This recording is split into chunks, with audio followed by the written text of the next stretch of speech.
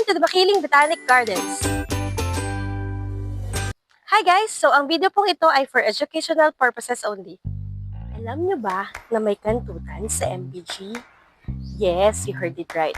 Kantutan or Pederia foetida mula sa pamilya ng mga kape, which is yung Rubiaceae family. Ops, bago nyo ako i-bash, i-check niyo yung mga reference sa dulo ng video na ito.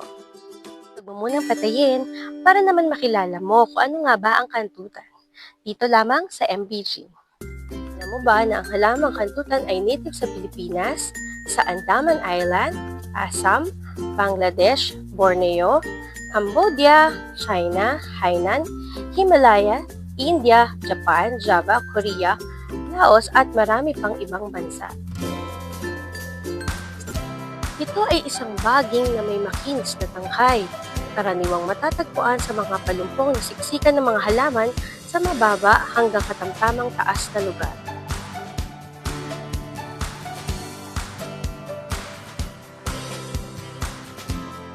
Mapapansin mo, ang dahon niya ay hugis puso, makikinis at may mga konting pinong buhok sa kanyang mga tangkay. Na kapag kinuyumos mo, ang dahon na ito ay medyo amoy asukal at may mabahong amoy. Ang bunga nito ay bilog na bilog na minsay kulay green hanggang yellow.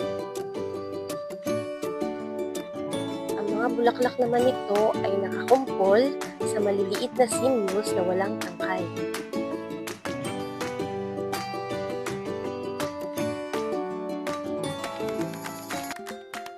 So, anong maitutulong sa atin ng halamang kantutan? Ang dahon nito ay maaring kainin tulad sa India.